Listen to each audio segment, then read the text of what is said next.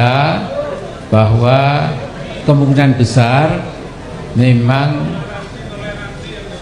seperti di belakang ini ya, diperlukan sebuah people power ya.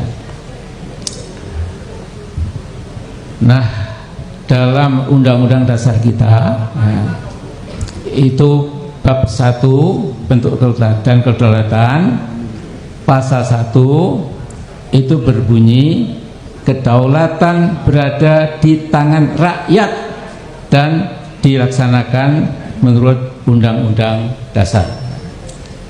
Jadi kalau DPR, DPD, MPR sudah ndelosor ya, sudah tidak mau angkat kepala lagi, betul-betul mengkhianati rakyat yang telah memilihnya. Kemudian saudara kita Joko Widodo ya, ini orang Solo yang mula-mula seperti memberikan harapan ya, tapi lama-lama menjadi makin mendung, makin gelap, dan mungkin memang perlu dilengserkan ya. Nah, saya tidak bisa panjang lebar, tapi begini ya.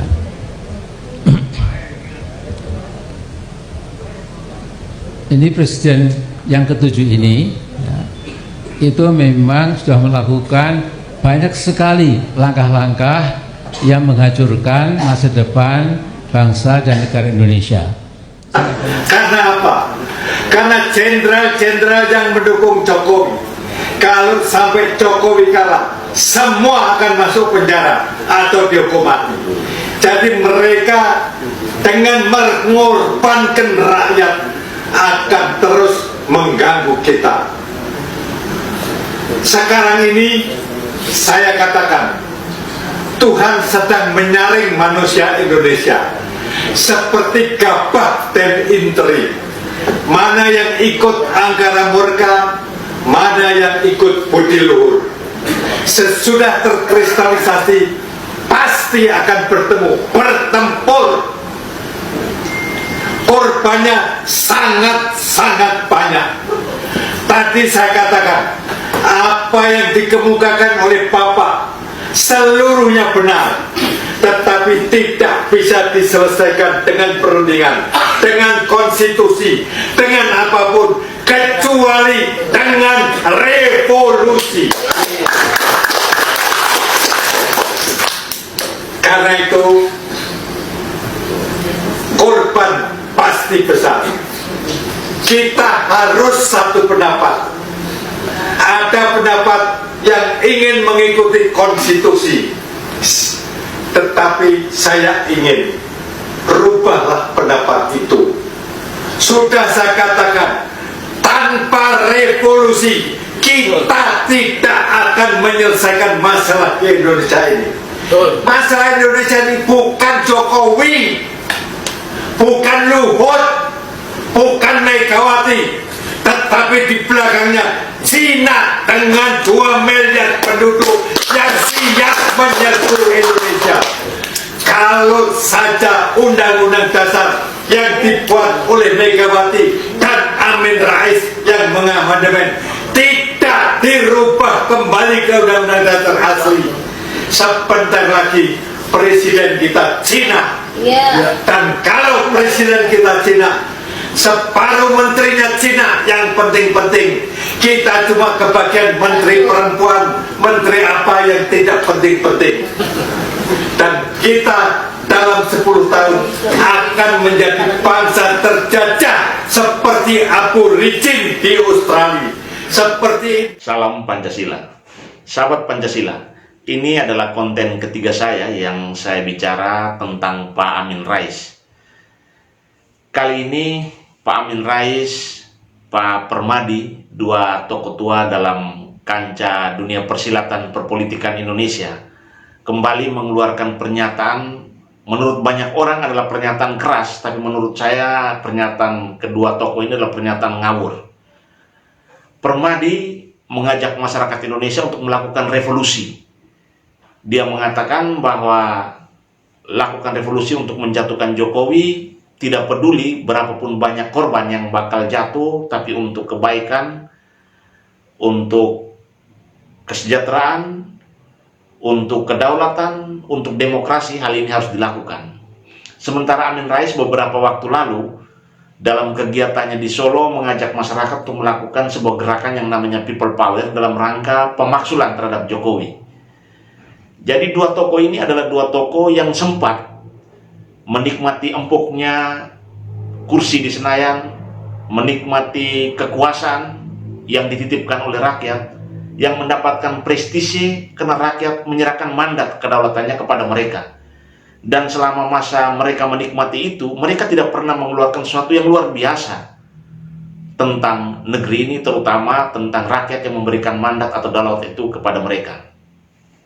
Sahabat Pancasila, kalau Amin Rais kemudian hari ini mengeluarkan pernyataan mengajak masyarakat melakukan gerakan People Power dalam rangka menjatuhkan Jokowi, kita ingat betul bahwa 5 tahun lalu pernyataan yang sama pernah digelorkan oleh Amin Rais. Dan faktanya, Jokowi tetap memenangkan pemilu pada periode kedua. Dan hari ini menjadi lucu ketika Amin Rais menyatakan bahwa Jokowi melakukan kesalahan dalam tata kelola pemerintahan. Jokowi melakukan banyak hal yang mencederai demokrasi, termasuk ikut campur tangan dalam kasus Demokrat bersama KSP Muldoko. Amin kemudian mengajak masyarakat untuk sama-sama turun ke jalan, melakukan gerakan People Power, pembangkangan sosial terhadap negara agar Jokowi mundur atau dimundurkan. Amin rupanya lupa bahwa saat ini 82% masyarakat Indonesia sesungguhnya puas terhadap kinerja Jokowi. Amin juga rupanya lupa bahwa bandul politik negeri ini itu masih diarahkan pada Jokowi, dan Jokowi penentu. Mengapa Jokowi menjadi penentu? Karena sampai saat ini Jokowi masih sangat dipercaya oleh rakyat.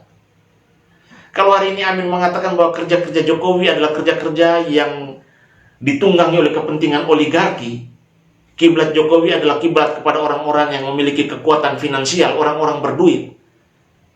Faktanya sampai hari ini rakyat Indonesia masih percaya bahwa apa yang dikerjakan oleh Jokowi mereka rasakan manfaatnya, dan kesejahteraan itu didistribusikan secara benar kepada rakyat. Jadi selama masa kepemimpinan Jokowi, rakyat bukan saja merasa sejahtera, tapi mereka merasa bahwa akses mereka menuju peluang kesejahteraan itu terbuka. Jadi bukan kesejahteraan diterima sebagai sebuah given, tetapi akses menuju kepada peluang-peluang memperoleh kesejahteraan itu terbuka di masa Jokowi.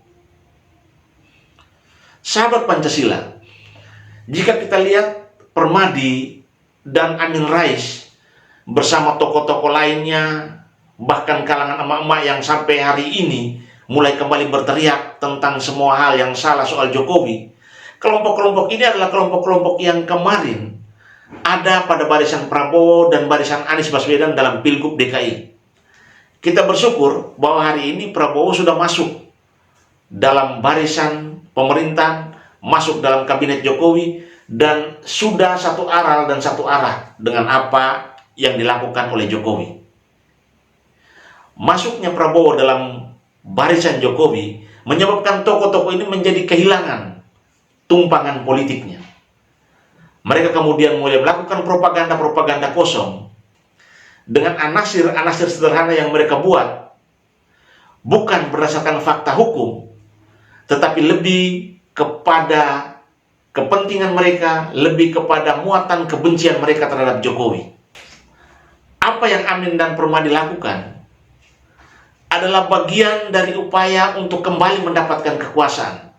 Namun mereka lupa bahwa setiap masa ada orangnya dan setiap orang ada masanya. Dan hari ini masa atau waktu dari Amin dan Permadi sudah berakhir.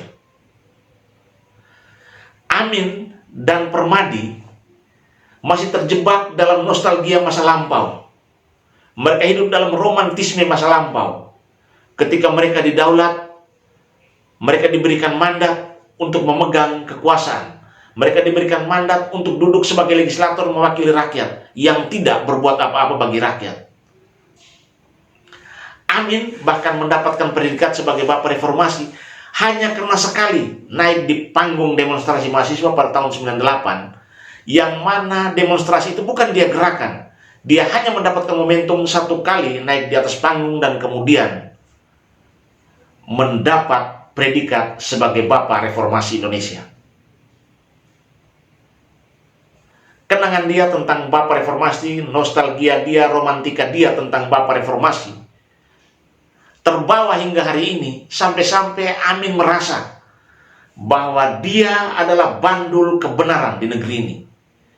Pernyataannya harus dianggap sebagai sebuah fatwa yang nilai kebenarannya tidak perlu lagi diuji, tapi hanya bisa dijalankan.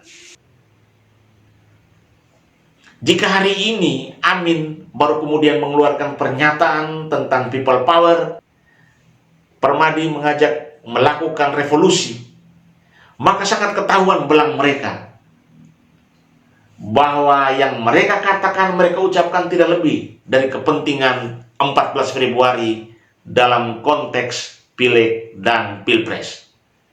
Kepentingan mendapatkan suara, kepentingan mendapatkan kekuasaan. Mengapa keinginan untuk memaksulkan Jokowi tidak dilakukan tahun-tahun sebelumnya? Mengapa ketika menghitung bulan saat Jokowi mau berakhir, isu people power, isu revolusi ini baru dihembuskan? Karena mereka tahu cara menurunkan citra Jokowi hanya dengan cara-cara yang tidak elegan.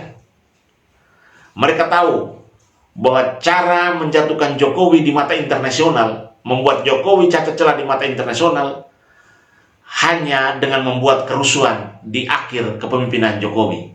Mereka tidak ingin Jokowi mengakhiri kepemimpinannya dalam kondisi yang sangat elegan. Mereka tidak ingin kepercayaan dunia terhadap Jokowi tetap sempurna. Jika dapat dinodai, mereka ingin Jokowi segera dinodai. Sahabat Pancasila, saatnya semua masyarakat Indonesia yang kritis, yang rasional, yang merasakan bahwa apa yang dilakukan oleh Jokowi adalah hal yang benar dan bermanfaat bagi masyarakat, untuk mengambil sikap menolak semua bentuk propaganda yang dilakukan oleh orang-orang yang sudah kehilangan kekuasaan, yang mengalami post power syndrome, untuk kembali berkuasa. Karena jika kekuasaan bisa mereka ambil alih dengan cara-cara yang tidak benar, hampir pasti kita katakan akhirul riwayatul Indonesia. Salam Pancasila.